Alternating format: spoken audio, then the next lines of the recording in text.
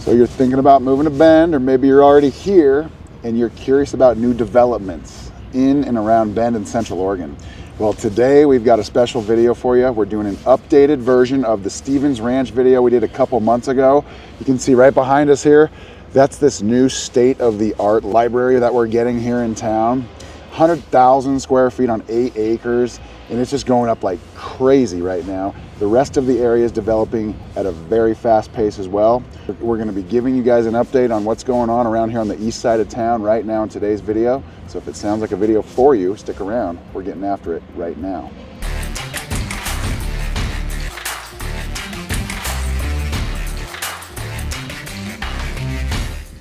If this is your first time on the channel and you'd like to know everything there is to know about living, eating, sleeping, playing, the good and the bad of Bend, Oregon and the surrounding areas, subscribe to the channel, tap the bell for notifications so you can be the first to know about what's going on here in Bend. My name is Zach Nutter.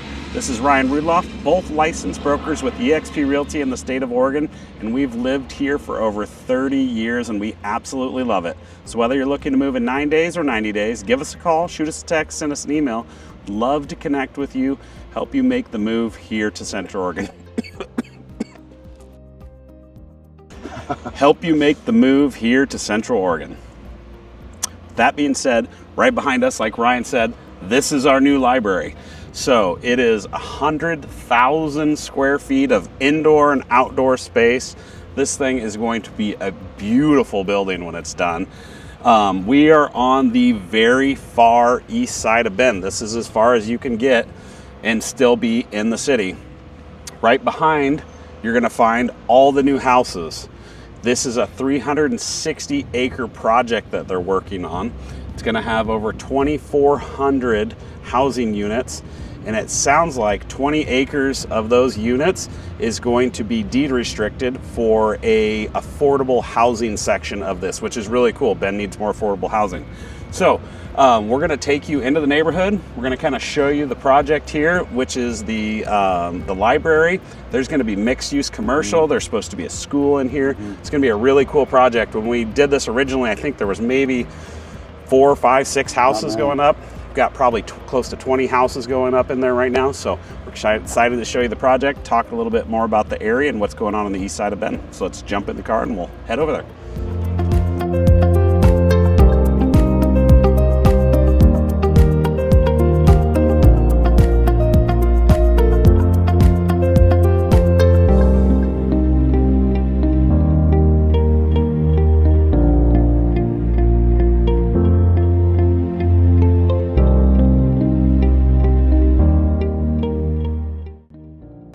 So we just zipped over just a couple hundred feet, and now we're on the very east edge of where that library is. So a new vantage point for you, more of like a horizontal view of it, just how long that building is gonna be.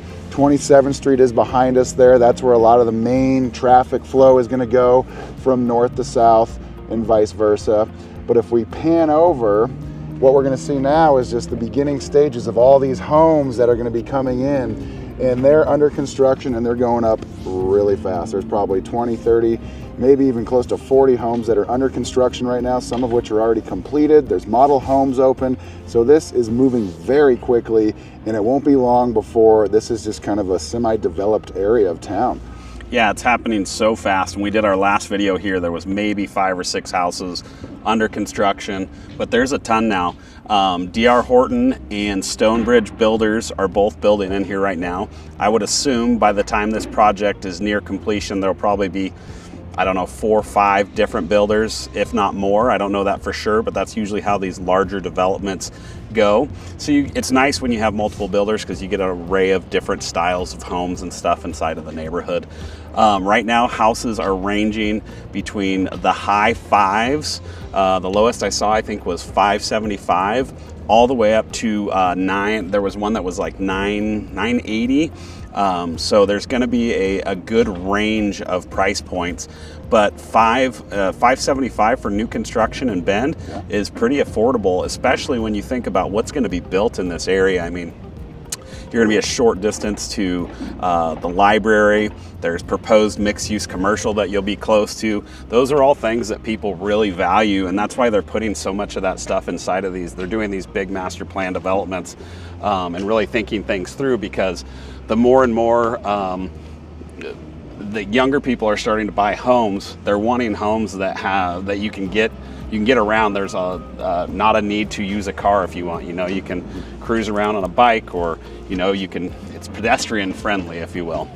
And so that's becoming more and more important. If you can get into a house at, say, 575 and have a future where you have all those things, it's going to become a very desirable home, and I would assume that eventually you'll have some good equity in that place. Totally. I mean, with the current state of the market, we're in mid-January 2025. The current median home price in Bend is $700,000. And we're on the east side of town, kind of the southeast side of town. And we've talked about this at length before on previous videos, but when a new high school goes in, there tends to be a lot of new construction and development around that new high school. We've been around, Zach and I, in this town long enough to see 2 high schools get built, and it just kind of changed the whole scape of town. When we were growing up, there was 2 high schools. There was Mountain View High School and Bend High School, and it felt like kind of the town revolved around those 2 high schools. And now we've gotten to a bigger point where we're more of a city, and it's not just the high schools, but we have 4 now. And with Caldera High School, that's about 3 or 4 years old, here on the southeast side of town, we're going to see a ton of new development on the southeast side kind of follow suit. It happened on the west side with Summit back in 2000 and 2001, and now we're going to see an array of new construction and new development take place on the east side of town to really kind of expand what Bend has to offer, because forever, and still to this day, it's kind of like the west side is the hub of Bend. It's where the most desired part of town is, the most desired real estate is. But ultimately speaking, with this new expansion on this east side of town, it's going to really just expand what Bend has to offer. So I'm very curious to see what really happens. That library, a spectacular piece of architecture there. What else is coming to this side of town? What would that do to homes and their values over the course of time as this part of Bend matures more? Yeah, it's been really fun to watch over the last couple of years. Like Brian talked about, the new high school, they just put in a 33-acre park right down the way. There's a new what would you call that? Like, it's a little corner over there that has a new brewery that's got several restaurants. Yeah, Reed Point. That's just a stone's throw from here. Mm-hmm. It's got, there's just so much development happening over here, and I feel like it's really well planned out. I feel like everything that's being built over here is well done and thought of as bringing a big chunk of town over here. It's really gonna shift the center of Bend.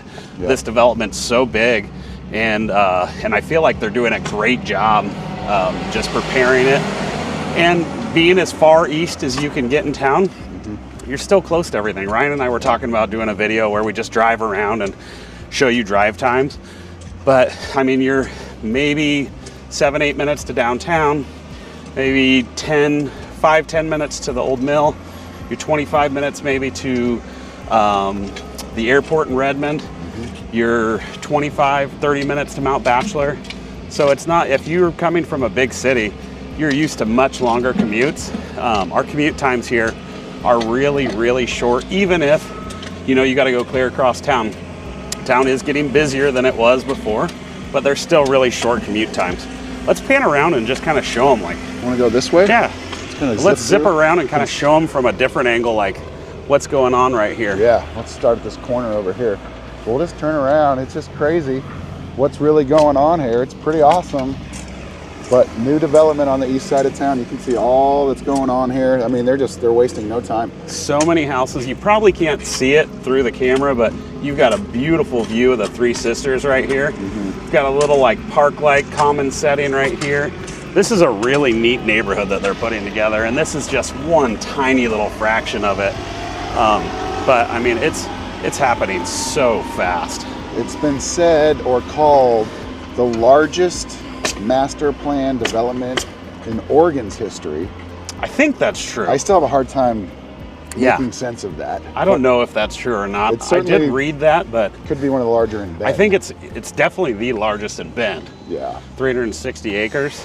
Yeah, with the option for 200 plus additional acres too, if the extra slab of land gets annexed into the UGB, which we expect it to. And yeah, I think this, I mean, the east side of town is definitely the area that can be expanded out to easiest. So this is where you're gonna see the majority of the growth. It's just where the land is.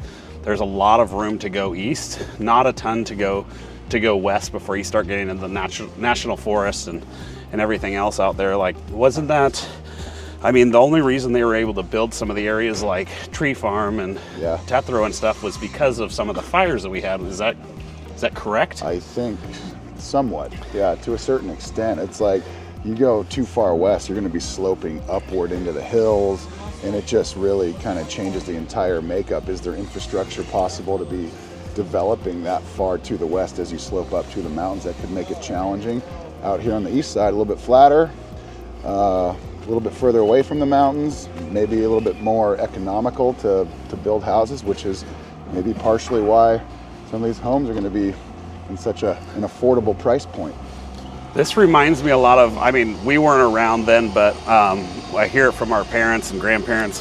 When they hold on guys, tractor's coming, we got to stop walking for a minute. When they built St. Charles, it's on the east side of Bend. It was in the middle of nowhere. It was literally in the county. There was nothing else around it. The new library almost reminds me a little bit of that as we're cruising around here, and you're just looking at this huge structure. And there's some homes around here, but not a lot at the moment. You're looking at this huge structure. I can't wait to see how this whole area looks in 7 to 8 years from now. It's going to be beautiful, and there's going to be so much, I think, to offer the residents that are living in this area. I'm super excited because I live really close to here. And for a long time, the east side, the southeast side of Bend has been underserved. And I feel like that problem is quickly getting taken care of. And I'm excited to see what becomes of it. Yeah, me too. I mean, just kind of walking through this neighborhood right now, I kind of feel the buzz of just what's happening here on the southeast side of town, and looking straight ahead at that library building. What else is going to be added to the mix here over the next several years? It's going to be really interesting to see how Bend changes with all of this new expansion. And we know it's coming. I mean, we can expect probably 150,000 people inside the city limits of Bend by, say, 2040. And that's just, you know, if you think about it, it's not too far away. Yeah, I mean, Ryan and I have talked about this in the past. When we grew up here, you know, it was 24,000 people. Mm-hmm. We've seen just an absolute explosion of growth. And so seeing some of these large-scale developments is fantastic, because we're playing catch-up for housing, trying to have enough housing here for all the people that want to move here. So it's really great to see that the city and communities that we're building are going to help fit some of those people and bring in some more of the amazing things that we haven't had in the past. With a lot of the growth has come a lot of amazing stuff that we just didn't have before. Great restaurants, great indoor facilities, a lot of stuff that we just, you know, we never had in the past. Without a doubt. So we'll be very curious to provide updates regarding this entire project. It seems like every couple months it's going to look completely different from the previous video, but we'll be here to provide those updates for you guys and just kind of follow suit with what's going on with Stevens Ranch. We hope you guys enjoyed the video, and we'll see you on the next one. Thanks guys. Have a great day. Bye.